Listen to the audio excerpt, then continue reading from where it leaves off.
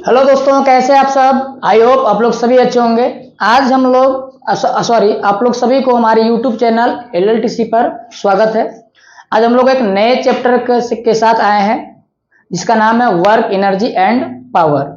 ये एक चैप्टर बहुत शानदार एवं जानदार है, ठीक है ना। इसमें अच्छे अच्छे सवाल न्यूमेरिकल कंपटीशन में पूछे जाते हैं। तो हम लोग बिना टाइम गवाए हुए हम लोग स्टार्ट करते हैं वर्क, एनर्जी एंड पावर, ठीक है ना। तो आइए देखिए, हमारा जो न्यू चैप्टर है वो है वर्क, एनर्जी एंड पावर। इसमें सबसे चीज पहले हम लोग ये समझेंगे कि पहले वर्क होता क्या है। वर्क हम लोग समझेंगे कि वर्क किसे कहते हैं। जैसे हम लोग अपने गांव में या बहुत लोगों से हम लोग सुने होंगे कि पढ़ना एक काम है, खेलना एक काम है, लेकिन फिजिक्स इसको नहीं मानती है। फिजिक्स कहता है कि अगर आप किसी बॉडी पर फोर्स लगा रहे हैं, अप्लाई कर रहे हैं, तो उस बॉडी का डिस्प्लेसमेंट पोजीशन चेंज होना चाहिए, तभी वर्क माना जाएगा। जैसे आप सिंपल सा एक छोटा सा उदाहरण से हम लोग समझते हैं। मान लीजिए कि हमारे पास एक कमरा है। इस कमरे में मान लेते हैं कि बहुत सारे बेंच डेस्क रखे हुए हैं ऐसे, ठीक है ना। और बहुत सारा ऐसे रखा हुआ है इस तरह से। और आपने क्या किया कि एक लेबर को ले आए और इस लेबर से आपने कहा कि देखिए भाई साहब, हमारा जितने भी इस कमरा का बेंच डेस्क है उसको आप बाहर कर दीजिए, हम आपको 200 रुपया देंगे। तो ये व्यक्ति क्या किया कि ये व्यक्ति ने अपना फोर्स एक इस पर लगाया और ये व्यक्ति कोशिश किया इस बॉडी को हटाने के लिए, इसे बाहर निकालने के लिए। मान लीजिए यहाँ लाना था, लाने के लिए कोशिश किया, बट ये यहां से यहां तक नहीं ला पाया। अब सिंपल सी बात है कि अगर ये मान लेते एक छोटा सा बच्चा से उठाइएगा 20 केजी का, ये अगर होगा बेंच, तो ये बेंच 20 केजी मान लीजिए एक बच्चा से यहां तक तो नहीं आ पाएगा। तो ये बच्चा ने एक फोर्स लगाया, लेकिन फोर्स के द्वारा इस बॉडी में, मतलब इस बेंच में किसी प्रकार का कोई डिस्प्लेसमेंट नहीं पाया गया। तो हम लोग ये कहते हैं कि इस फोर्स के द्वारा या बच्चा के द्वारा किया गया कार्य मतलब वर्क डन 0 है।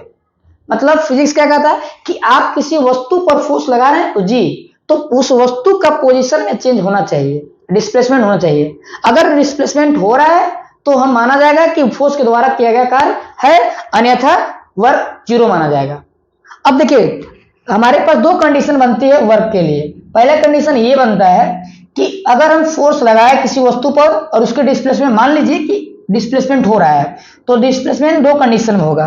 पहला कंडीशन ये है कि मान लेते हैं कि कोई एक बॉडी है ऐसे, सॉरी कोई एक पाथ है और इस पाथ पर एक बॉडी रखा हुआ एम मास का, और किसी व्यक्ति ने इस पर एक फोर्स अप्लाई किया इस डायरेक्शन में। तो फोर्स का डायरेक्शन क्या है, ये मान लीजिए ए फोर्स लगाया और पार्टिकल पॉइंट ए से चलकर पॉइंट बी तक चला गया, ठीक है ना। मान लीजिए यहां से यहां तक का डिस्प्लेसमेंट कितना है, ए से। तो यहां से इस फोर्स के द्वारा इस यहां से यहां तक ले जाने में वर्क तो किया गया है, तो हाँ, तो ये वर्क कितना होगा। तो इसमें देख रहे हैं कि डिस्प्लेसमेंट जो हो रहा है यहां भी हो रहा है कि फोर्स जिधर लगा रहे हैं पार्टिकल का डिस्प्लेसमेंट उधर ही जा रहा है, मतलब डायरेक्शन ऑफ फोर्स की ओर, along the direction of force की ओर डिस्प्लेसमेंट हो रहा है। तो यहां भी वर्क होगा। और एक और कंडीशन हमारे लिए ये आता है, ये मान लीजिए फर्स्ट कंडीशन है, यहां भी वर्क होगा। दूसरा कंडीशन हमारे लिए ये है, मान लेते हैं कि कोई वस्तु है, इसको हम इरेज कर ले रहे हैं, थोड़ा सा ऊपर कर ले रहे हैं, देखिएगा। देखिए दूसरा हमारा कंडीशन ये है कि मान लेते हैं कि हम फोर्स, ये वस्तु है और हम जो फोर्स लगा रहे हैं वस्तु पर वो इस टाइप से लगा रहे हैं, मतलब हॉरिजॉन्टल एक्सिस के साथ कुछ एंगल पर, मतलब पाथ के साथ थीटा एंगल पर फोर्स लगा रहे हैं, ठीक है ना। तो जब थीटा एंगल पर फोर्स लगाएंगे तो ये जो पार्टिकल है वो पॉइंट ए से बी तक चला, मान लीजिए इधर चला। तो इस केस में भी वर्क हुआ है। और दूसरा केस था कि हमारे पास ये बॉडी था और हमने इस पर एक फोर्स एफ लगाया, पॉइंट ए से बी तक चला मान लीजिए। लेकिन देखो दोनों केस में हमारा क्या है, फोर्स लगाने का तरीका अलग अलग है। इस डायरेक्शन में फोर्स हम लोग ऐसे लगा रहे, मतलब पाथ के साथ या हॉरिजॉन्टल एक्सिस के साथ कितना एंगल पर लगा रहे हैं, थीटा एंगल पर। और यहां देखिएगा हम इस डायरेक्शन लगा रहे हैं तो पाथ के साथ या हॉरिजॉन्टल डायरेक्शन के साथ कितना एंगल पर लग रहा है, 0 डिग्री पर। दोनों पर पॉइंट ए से बी तक ही डिस्प्लेसमेंट हुई है, लेकिन यहां भी वर्क पाया जाएगा, यहां भी वर्क पाया जाएगा। तो हमारे पास दो केस बनता है वर्क होने के लिए। पहला एंगल के साथ कुछ एंगल पर, और दूसरा 0 डिग्री, मतलब direct along the direction of force या along the direction of component of force, मतलब फोर्स के कंपोनेंट में भी वर्क होगा और फोर्स के डायरेक्शन में भी वर्क होगा। मतलब वर्क का जो डेफिनेशन होता है कि अगर आप किसी वस्तु पर फोर्स लगा रहे हैं तो पार्टिकल का जो डिस्प्लेसमेंट होगा वो या तो वो फोर्स के डायरेक्शन में होगा या तो फोर्स के कंपोनेंट के डायरेक्शन में होगा। जैसे इसलिए देखिए यहां हम फोर्स लगाए तो इसका कंपोनेंट देखिएगा, अगर हम मान लीजिए वेक्टर एफ को अगर हम कंपोनेंट ब्रेक करते हैं तो 2 केस में टूटेगा। पहला केस इधर जाएगा हॉरिजेंटली एफ कॉस थीटा, और दूसरा कौन जाएगा इधर, क्योंकि इसको आपको पता है कि वेक्टर में पढ़े होंगे कि अगर आपके पास ये एक्स एक्सिस है ये वाई एक्सिस है, अगर कोई वेक्टर दोनों के बीच से जाता है तो इसका कंपोनेंट होता है थीटा का साथ कॉस लेते हैं तो ए कॉस थीटा हो जाएगा और ये हो जाएगा ए साइन थीटा हो जाएगा। ठीक है ना।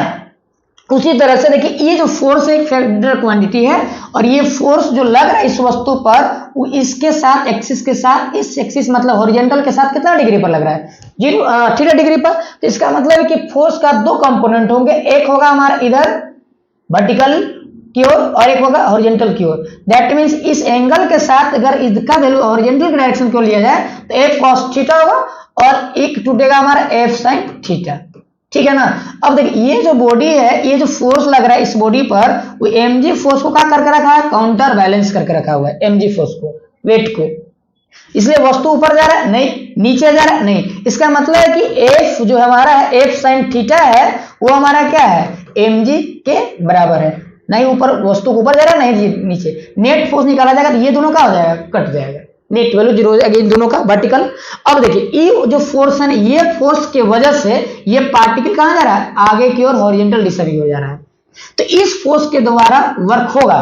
तो इसीलिए ये कह रहे हैं कि फोर्स जब आप लगाएंगे तो डायरेक्शन अलोंग द फोर्स के डायरेक्शन में हो भी होगा या कंपोनेंट के भी डायरेक्शन हो सकता है, फोर्स के कंपोनेंट के डायरेक्शन हो सकता है। ये जो है फोर्स का क्या है, कंपोनेंट है। अब हम यहां देखिए केस नंबर इसमें देखिए, यहां देखिए यहां जब आप लेते हैं तो ये अगर एम मास का बॉडी है तो हमारी डायरेक्शन क्या है ये, ठीक है ना इधर, तो यहां से फोर्स लगा रहे हैं और डिस्प्लेसमेंट भी किधर हो रहा है इधर, तो एफ का डायरेक्शन और डिस्प्लेसमेंट का डायरेक्शन दोनों का डायरेक्शन क्या है, सेम है। तो इसीलिए वर्क जो है हम दोनों केस में निकाल सकते हैं, कंपोनेंट के डायरेक्शन में भी और फोर्स के डायरेक्शन में भी। इसलिए डेफिनेशन जो दिया जाता है वो क्या कहा जाता है कि work is set to be done, अगर किसी वस्तु पर आप फोर्स लगा रहे तभी आप वर्क कर सकते हैं। कब, बाय अ फोर्स, किसी फोर्स के द्वारा किया जाएगा। व्हेन, जब force is applied on the body, किसी वस्तु पर किसी बॉडी पर फोर्स अप्लाई करते हैं, लगाते हैं, ठीक है ना। देन, तब बॉडी इज डिस्प्लेस्ड, तो बॉडी में डिस्प्लेसमेंट होना जरूरी है। अब ये जस्ट बताया कि बॉडी में अगर डिस्प्लेसमेंट नहीं पाया जाएगा तो वो वर्क नहीं माना जाएगा in the case of physics, sorry physics के टर्म में बोला जाए तो, ठीक है ना। तो body is set, sorry then body is displaced, अगर वस्तु पर फोर्स लग रही तो बॉडी में डिस्प्लेसमेंट होना जरूरी है along the direction of force. Sorry यहां थोड़ा सा मिसप्रिंट हो गया, यहां देखिएगा यहां होगा along the direction of force, ठीक है ना, along the direction of force, force लिख दीजिए।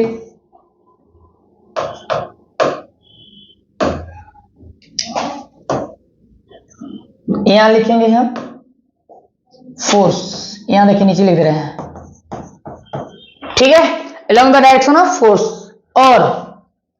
और में क्या होगा, कंपोनेंट ऑफ फोर्स, फोर्स के कंपोनेंट में, समझ में आ गया।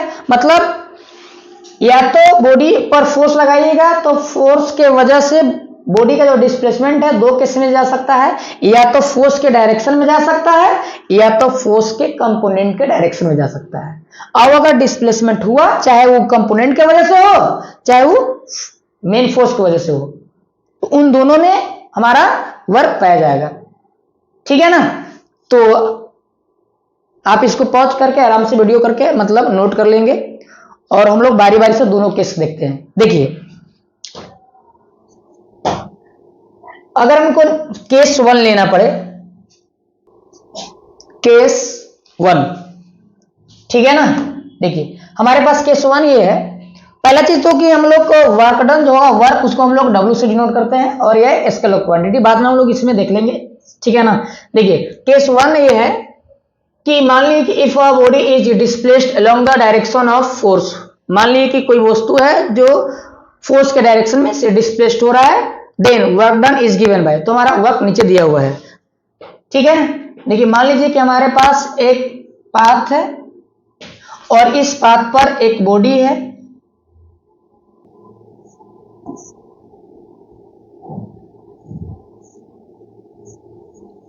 मान लीजिए एक कार है जो ए पर इनिशियली है, इस पर फोर्स अप्लाई किया गया F, ठीक है ना। तो ये बॉडी ए से कहां तक जाता है, बी तक,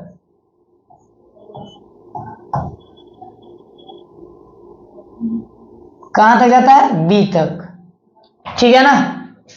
अब देखिए यहां से यहां तक जाएगा तो इसका डिस्प्लेसमेंट कितना माना गया है, S, ठीक है। तो अब इसका अगर निकाला जाए कि वर्क कितना हुआ, तो वर्क इक्वल टू जनरल जो फॉर्मूला था, work equal to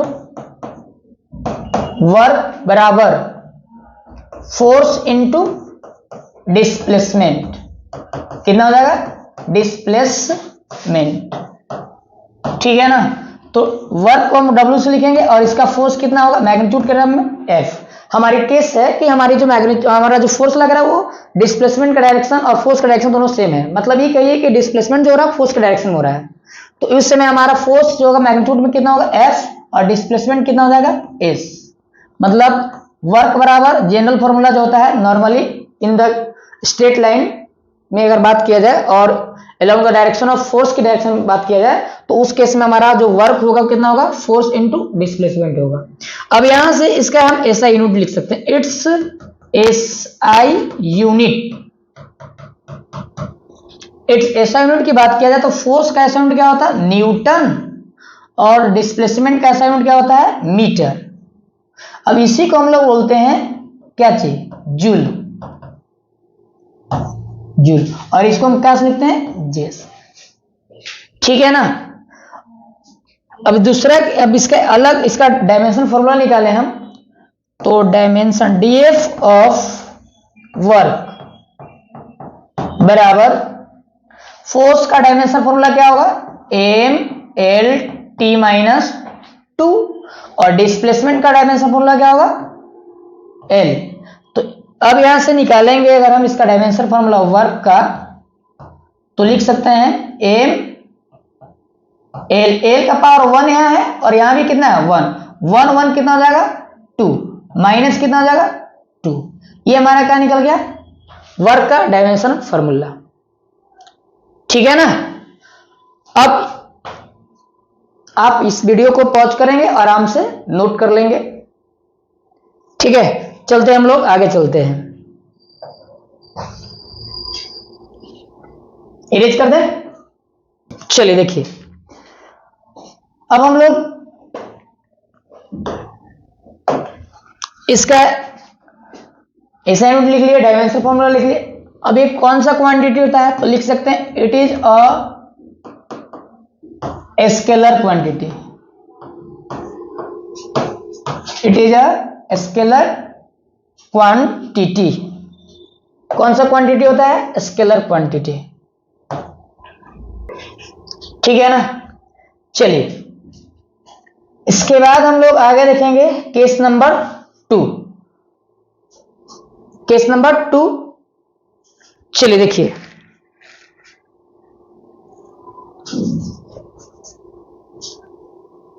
case number 2 है,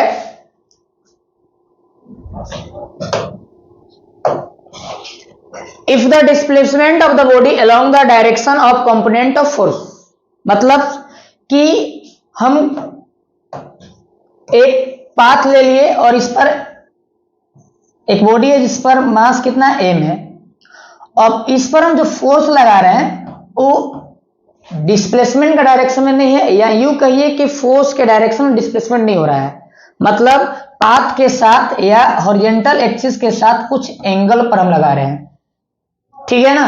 तो जब इसको हम कंपोनेंट में ब्रेक करेंगे तो क्या में टूटेगा, इधर F cos में टूटेगा कॉस थीटा में, और इधर क्या में टूटेगा, एफ साइन थीटा में टूटेगा। तो इस केस में हमको दिखना है कि if the displacement of the body, किसी बॉडी का जो डिस्प्लेसमेंट हो रहा है along the direction of component of force, force के कंपोनेंट के डायरेक्शन में डिस्प्लेसमेंट हो रहा है, तो वर्क कितना होगा। तो आइए हम लोग इसको देखते हैं। तो सबसे पहले फर्स्ट ऑफ ऑल इसको हम क्या करेंगे, इसको इरेज कर लेते हैं, आराम से खूबसूरत सा डायग्राम बनाते हैं। देखिए, ये मास का एक वस्तु है, बॉडी है जिसका मास m है। अब देखिए, इस अप्लाइड फोर्स कितना मान लिया गया है, F।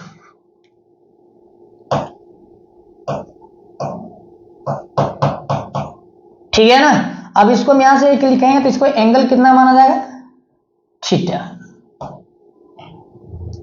अब इस फोर्स को कंपोनेंट ब्रेक करेंगे तो ये मान लेते हैं बॉडी, इधर का कंपोनेंट कितना होगा, एफ कॉस थीटा, और इधर कितना हो जाएगा, इधर एफ साइन थीटा। ठीक है ना। अब देखिए, ये फोर्स को काउंटर बैलेंस कौन करके रखा है, वेट। तो इस फोर्स के वजह से वस्तु ए से कहां तक मान ले पहुंचता है, बी तक। मास कितना है, m। ठीक है ना। तो यहां से यहां तक का डिस्प्लेसमेंट कितना हो जाएगा, s। तो अब हम पता करें कि वर्क कितना होगा। तो वर्क बराबर फोर्स इनटू डिस्प्लेसमेंट। ठीक है। अब यहां से अगर आप वर्क निकालते हैं तो वर्क W बराबर फोर्स। अब फोर्स की बात होती है कि सर फोर्स F लिया जाएगा या F साइन थीटा लेंगे या F कॉस थीटा लेंगे। तो आप जरा सोचिए, इस फोर्स की वजह से वस्तु ऊपर गया है, नहीं। mg फोर्स की वजह से वस्तु नीचे गया है, नहीं। क्या इस फोर्स की वजह से ऐसे गया है, नहीं। तो ये अगर इधर जा रहा है, मोशन कर रहा है, इधर कर रहा है, तो ये जो इस वस्तु को A से B तक ले जाने वाला फोर्स कौन होगा, F cos थीटा। तो यहां देखिएगा, इस केस में हमारा जो फोर्स होगा वो हो जाएगा F cos थीटा। यही है हमारा कंपोनेंट ऑफ फोर्स, मतलब ये जो वर्क कर रहा था कंपोनेंट ऑफ फोर्स, डेट में F cos थीटा की वजह से वर्क हो रहा था। और डिस्प्लेसमेंट कितना हुआ है, S। तो यहां से अगर हम वर्क की बात करेंगे तो कितना हो जाएगा, F S cos थीटा। ठीक है ना। अब देखिए, आप एक वेक्टर में पढ़े होंगे, vector A dot vector B बराबर A B cos थीटा। ठीक है ना।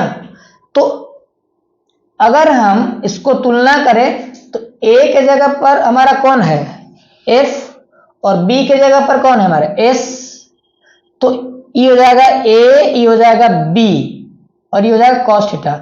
इसके जगह पर अगर हम वर्क को लिखें तो वर्क बराबर लिख सकते हैं F वेक्टर S। ठीक है ना, क्योंकि F डॉट S का वैल्यू कितना हो जाएगा, F S cos थीटा। इतना की जगह पर हम F डॉट S लिख सकते हैं। ठीक है ना। अब आप ऐसे भी जानते हैं कि दो वेक्टर का डॉट प्रोडक्ट हमेशा क्या मिलता है, स्केलर। तो वर्क हमारा क्या है, स्केलर क्वांटिटी है। अब फोर्स क्या है मेरा, वेक्टर क्वांटिटी। डिस्प्लेसमेंट क्या है, वेक्टर क्वांटिटी। तो हम इसको हम इस टर्म में लिख सकते हैं, vector A dot vector S। ठीक है ना। अब इसका असाइनमेंट क्या होगा, सेम होगा, क्योंकि वर्क ही तो है। फोर्स का असाइनमेंट न्यूटन, डिस्प्लेसमेंट का मीटर, तो उसका भी जूल ही होगा असाइनमेंट, तो इस जगह जूल होगा। ऐसा नहीं है कि कंपोनेंट चेंज करने वजह से इसका असाइनमेंट चेंज हो जाएगा या डायमेंशन फॉर्मूला चेंज होगा। दुनिया कोई भी वर्क हो उसका असाइनमेंट हमेशा जूल होगा, और डायमेंशन फॉर्मूला हमेशा ml² t-2 होगा। ठीक है ना।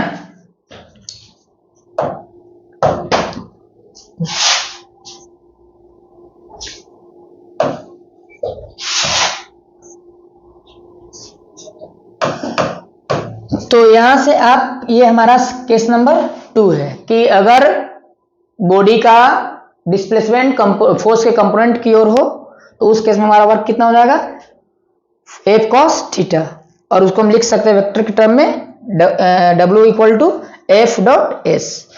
ठीक है ना, ये तब लागू होगा जिससे मान लेते हैं इस पर दो टाइप के न्यूमेरिकल बनेंगे आपके, और हम इसको कर लेंगे। जैसे मान लेते हैं कि मैग्नीट्यूड ऑफ फोर्स दिया हो, डिस्प्लेसमेंट का दिया हो, एंगल दिया हो, तो हम आराम से एफ कॉस थीटा पर निकाल लेंगे। अब ऐसा भी हो सकता है कि मान लेते हैं कि फोर्स हमारा वेक्टर के फॉर्म में दिया हो 2i प्लस 4j मान लीजिए, और डिस्प्लेसमेंट जो है वेक्टर के फॉर्म में है कितना 3i प्लस 6j, तो इस केस में भी हमारा कितना वर्क होगा, तो वर्क तो निकालना होगा ना। तो यहाँ तो हमारे पास एंगल मालूम नहीं है, फोर्स जो है वो डायरेक्ट मैग्नीट्यूड के टर्म में नहीं है, वेक्टर के फॉर्म में है, डिस्प्लेसमेंट मैग्नीट्यूड के टर्म में नहीं है, 10-20 वेक्टर के फॉर्म में है। तो इस केस में हम इसका निकाल सकते हैं, क्योंकि आप लोग को ये चीज पढ़े होंगे आप लोग वेक्टर में डॉट प्रोडक्ट निकालने के लिए। ठीक है ना, जैसे मान लेते हैं कि दो वेक्टर अगर डॉट प्रोडक्ट है तो आप लोग आराम से इसका दो वेक्टर का डॉट प्रोडक्ट कर सकते हैं। जैसे देखिए वेक्टर ए बराबर मान लेते हैं 3i है प्लस 4j है, और ये वेक्टर बी है मान लीजिए 4i प्लस 5j है। नॉर्मल से एक सिंपल सा उदाहरण ले लेते हैं, अगर इन दोनों को डॉट प्रोडक्ट करते हैं a डॉट b तो 3i plus 4j dot 4i plus 5j 4i plus 5j। ठीक है ना, तो i वाला को i के साथ करेंगे और j वाला को j के साथ मल्टीपल करते हैं, क्योंकि i डॉट i का वैल्यू कितना होता है 1 और j डॉट j का वैल्यू कितना होता है 1। तो आप अगर i को i से गुना करेंगे तो 1 वैल्यू देगा, मतलब तो 4 तिया कितना हो जाएगा 12। अब i डॉट i का वैल्यू कितना 1। लेकिन अगर मान लेते हैं कि हम सर इससे गुना कर नहीं सकते हैं तो कर सकते हैं, तो सर क्यों नहीं कर रहे हैं, तो 3×5 कितना हो जाएगा 15, और आप i डॉट j का वैल्यू पुट करेंगे i डॉट j, इसकी वैल्यू कितना होगा 0, तो ये हो जाएगा 15 गुने 0, तो ऑल ओवर तो 0 कर देगा। इसलिए हम लोग डॉट प्रोडक्ट में क्या करते हैं कि i वाला i के साथ मल्टीप्लाई करते हैं, j वाला को j के साथ और k वाला को k के साथ। तो यहां से अगर मान लेते हैं कि फोर्स मैग्नीट्यूड और एंगल दिया हो तो हम यहां से एक न्यूमेरिकल तो बना सकते हैं। अगर मान लेते हैं कि डायरेक्ट वेक्टर के फॉर्म में फोर्स और डिस्प्लेसमेंट हो तो उस केस में हमारा जो है वर्क यहां से निकलेगा f डॉट s। ठीक है ना, तो इसको आप आराम से वीडियो को पॉज करेंगे, आराम से इसको नोट डाउन कर लेंगे। ठीक है,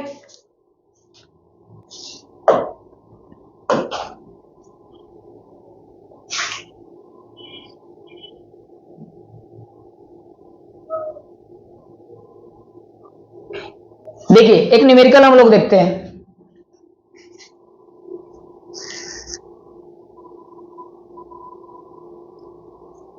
उससे पहले इस न्यूमेरिकल को बनाने से पहले हम लोग उसका कुछ केस देख रहे थे ना, थोड़ा सा रुक जाइएगा, एक केस हम लोग देख लेते हैं इस न्यूमेरिकल को बनाने से पहले। देखिए इसी में देखिएगा,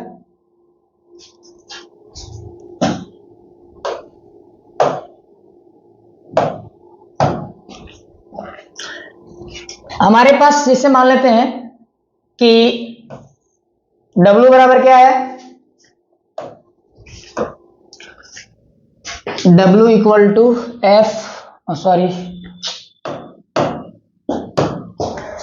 W बराबर F कॉस थीटा। अब यहां हमारे पास 2-3 केस बनेंगे, जैसे हम टाइप ऑफ वर्क में भी पढ़ेंगे, लेकिन अभी हम लोग यहां देख लेते हैं। ठीक है ना, जैसे मान लेते हैं case number 1,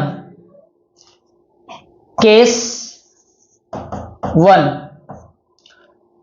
if theta will be 0 degree then W बराबर कितना हो जाएगा F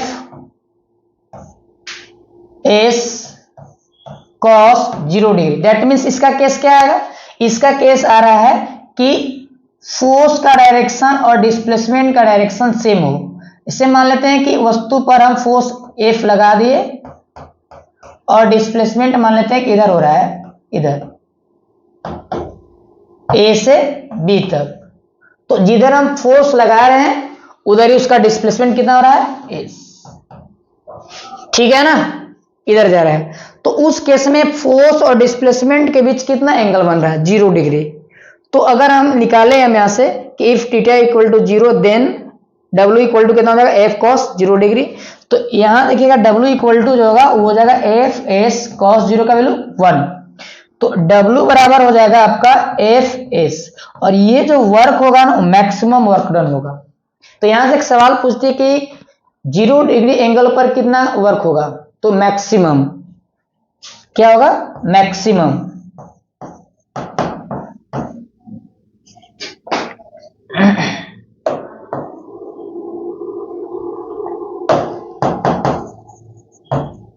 ठीक है ना, तो 0 डिग्री, जब इसका मतलब है कि अगर जिधर आप फोर्स लगा रहे हैं उसका अगर डिस्प्लेसमेंट हो रहा है तो आपके द्वारा जो किया गया कार्य होगा या किसी भी फोर्स के द्वारा जो किया गया वर्क होगा, वर्क डन होगा, वो हमारा मैक्सिमम वर्क डन होगा। तो यहां से हमारा हो जाएगा W equal to F S, जो हमारा केस नंबर 1 में जो पीछे देखे थे। ठीक है, केस नंबर नेक्स्ट देखिएगा, इसको पॉज करके कर लीजिएगा नोट डाउन। नेक्स्ट देखिए, केस ऐसा 2 हो सकता है।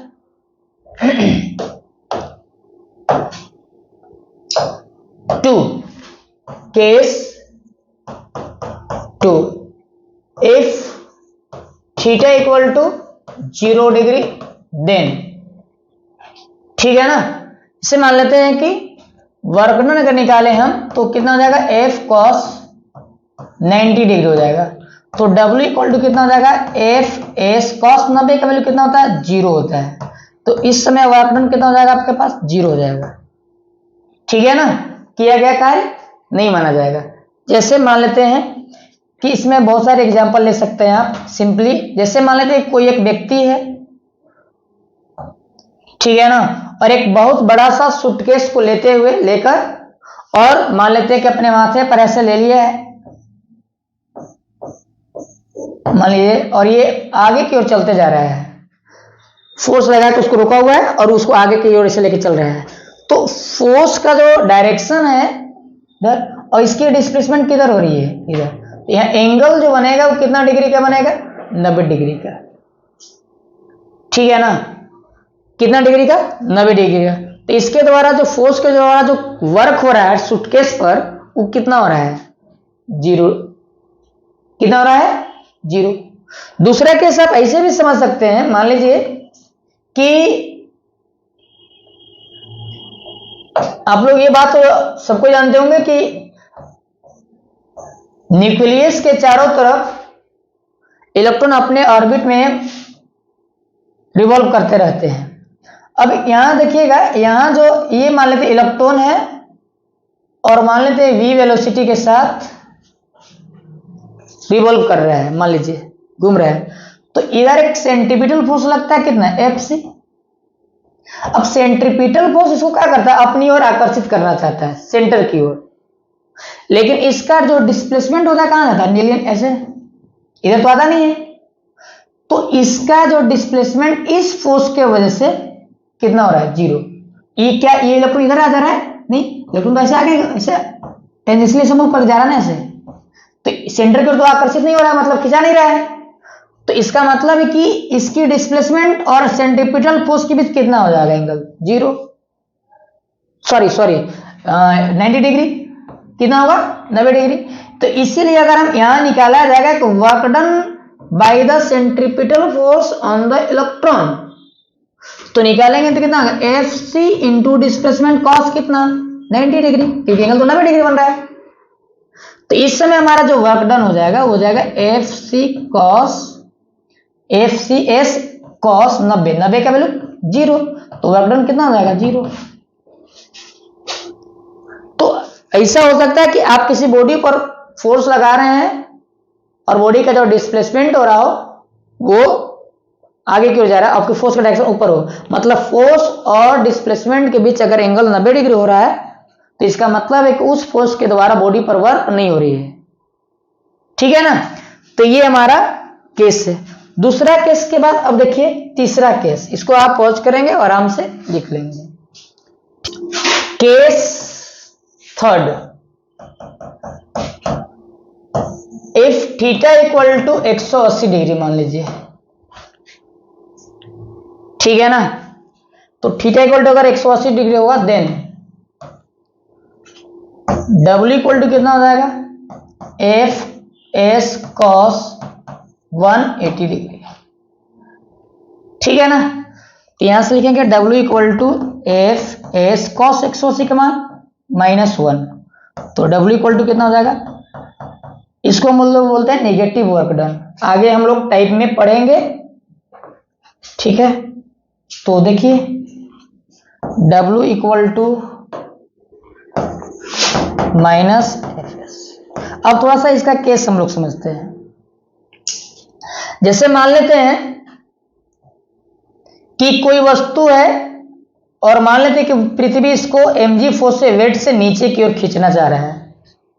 ठीक है ना, और वस्तु कहां जा रहा है, ऊपर जा रहा है।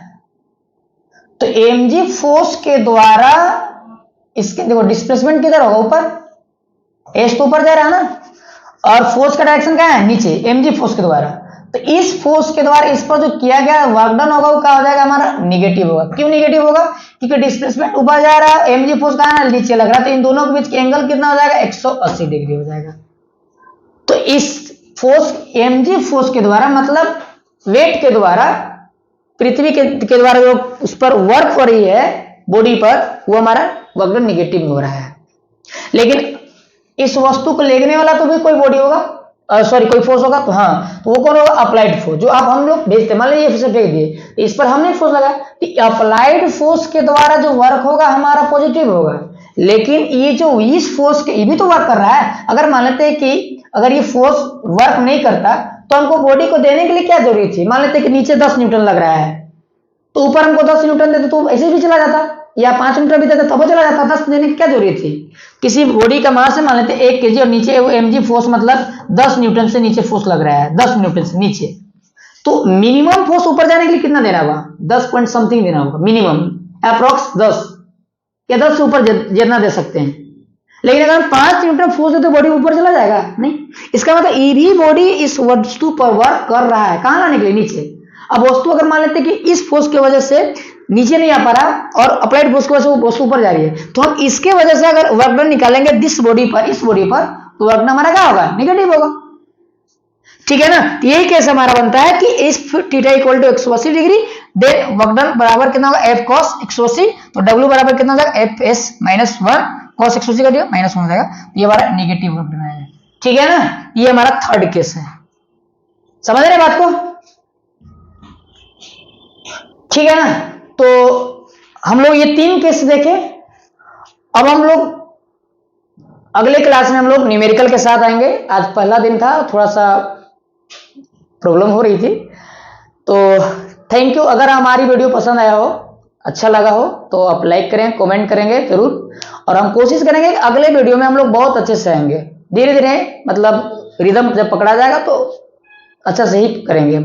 ठीक है ना, ठीक है, thank you, best of luck all of you.